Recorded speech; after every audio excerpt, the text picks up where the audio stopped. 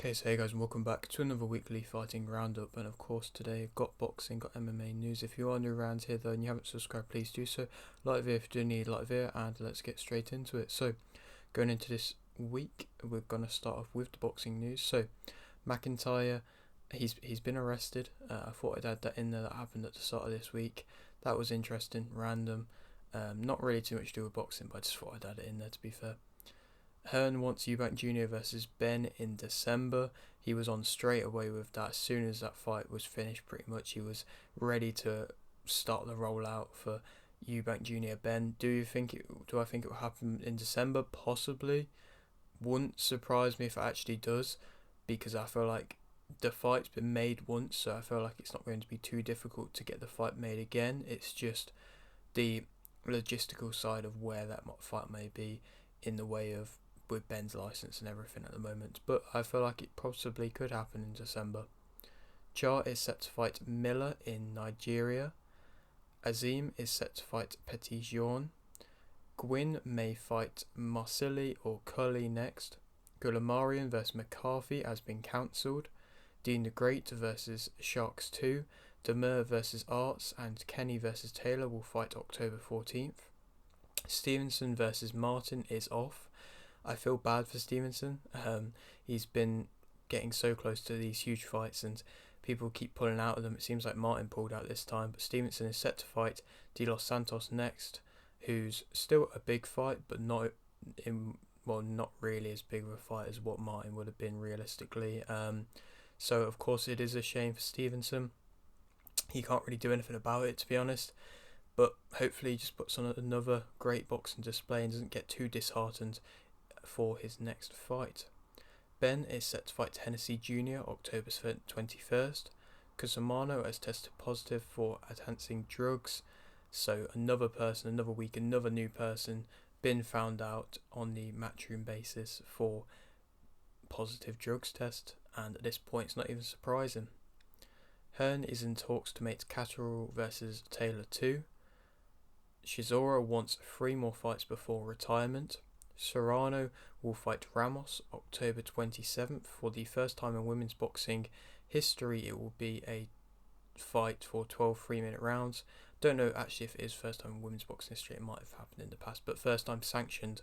I don't think the WBC are actually sanctioning it, to be fair, which is, it's a bit stupid really, but it's a world title fight, and it's big news for women's boxing. Great to see that happening, and hopefully now more and more fights will have that be the case for women's boxing. Hall says he is fighting Deji in January. Wardley will fight Adelaide October 28th. Fury says he wants Jones or Ngannou in MMA next after the fight versus Ngannou in boxing. Wouldn't even surprise me at this point. Seems like he's actually fully against fighting Usyk, but of course that could change quickly as well. So we'll have to wait and see, but it's just another thing that he's saying at this point. Foster versus Hernandez and Huni versus Tabiti will fight October 28th. Agdal has taken Danis to court. Don't really know why I put that in there. I just thought might as well. I thought it was quite funny, to be fair. Anderson is set to fight November 18th. Inoue is set to fight Tapayas in December. Fury versus Ngannou will be fought for the WBC Riyadh Championship belt. Lomachenko is in negotiations with Kambosos Jr. Valle won via unanimous decision versus Alcala. Sultan won via unanimous decision versus Gonzalez. Kaladzic won via TKO in round 8 versus Ellison. Foster 3 won via TKO in round 9 versus Lopez to become WBA Feder Centro Super Featherweight Champion. Hagati won via TKO in round 2 versus Elliott. Mascal won via TKO in round 3 versus Alchin. Chadwick won via unanimous decision versus Rodriguez. Robertson won via unanimous decision versus Yesti. Madini won via KO in round 2 versus Kelleher to become Australian Cruiserweight Champion. And Garby won via TKO in round 6 versus Masson to become IBO World Cruiserweight Champion. Got that prediction wrong. Quite surprised that's how it went realistically, but Mason just takes too much shots, and Garby was clinical and got a good stoppage and punished when he was hurt, and like I said, he just takes too many shots, and I suppose if you look at it from the bigger picture, it was inevitable that somebody was going to stop him, and just didn't think it would be in garbage, to be completely honest. But he did. Fair play to him. Tomko won via TKO in round 2 versus Colchado. Fendero won via unanimous decision versus Bueno. Orobio won via TKO in round 1 versus Bautista. O'Reilly won via unanimous decision versus Lopez. Guerrero won via TKO in round 3 versus Markov. Santana won via TKO in round 2 versus Palafox. Joannis won via unanimous decision versus Nagy. Unal won via unanimous decision versus Perez. Gormont won via unanimous decision versus Rivera. Claggett won via unanimous decision versus Sanchez to remain North American Boxing Federation Super Lightweight Champion. Mbili won via KO in round 4 versus Nick Olsen to remain WBC Continental American Super Middleweight Champion. And that was a great performance from Mbili. Got that prediction right. Dominated the fight. Dropped him, 3-4 times. And it was a very good performance. One really I did like to see from Mbili. He was clinical, was relentless, was really putting on the pressure, using his speed, using his power, and just doing what he had to do, and just knew straight away from the get-go that there was no way Nicholson was going to win that fight, and he didn't really stand a chance, to be completely honest. And Mbili, now I would like to see him in a really big fight, possibly world title, if not then just fringe interim level fight. That's what I want to see next for him. Hopefully we get that. But moving on, Martinez versus Aliha is off. Joshua versus Wilder is in jeopardy. Zorro, Hutchinson, Abdullah versus Leach will fight October 6th. Prograis is set to fight Haney December 9th. Gassiev will fight Wallin September 30th. I feel like that's going under the radar a bit. That is a good matchup. Of course, we will be doing predictions for that. McKenna versus Esposito is off. Paul has agreed to fight Danis in MMA. Cruz is set to fight December 9th. Bivol may fight off next. Matchroom have offered Boxer Smith versus Azim that as a fight. Lopez is now WBO Super Champion. Luna won via KO in round 2 versus Gutierrez. Flores won via unanimous decision versus Bogle. Chavez won via KO in round 3 versus Solano. Sanchez won via KO in round 2 versus Almain. Flores won via KO in round 2 versus Ortiz. Curiel won via KO in round 10 versus Pennington to remain North American Boxing Federation welterweight champion. Unfortunate for Pennington, but a good victory by Curiel. Of course, we had Pence on the channel a little while ago now, I believe. And Enriquez won via unanimous decision versus Silva. And that is all the boxing news. Moving on now to the MMA news. Yusuf will fight Barboza October 14th. Hakparast won via decision versus Quinez. Milaki won via decision versus Makdessi. Mariscal won via KO in round 2 versus Jenkins. Alberg won via submission in round 3 versus Daoun. Pedro won via KO in round 1 versus Tukalj. Tafa won via KO in round 1 versus Lane. Cape won via unanimous decision versus Dos Santos. Volkov won via submission in round 2 versus Tuvasa.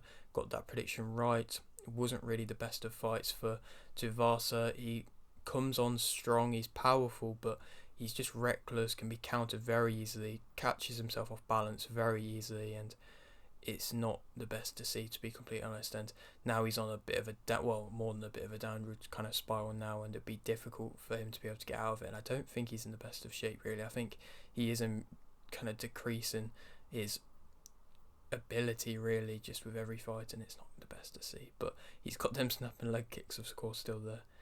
Strickland won via decision versus Adesanya to become a UFC middleweight champion, and wow, that was crazy. I didn't expect that at all. I don't think many people did. I suppose that's what makes the sport so good. But speak about the fight. Strickland came on strong, got the knockdown early on. It was one which definitely boosted his confidence. Couldn't have not. I feel like it definitely depleted Adesanya's as well. Like I said in the prediction, Adesanya, in my opinion, struggles on the back foot a little bit. He did against Pereira, and then he, in the second fight, got that shot. But maybe it's a lucky shot. Maybe now you think it was just a bit of a lucky shot. You don't know.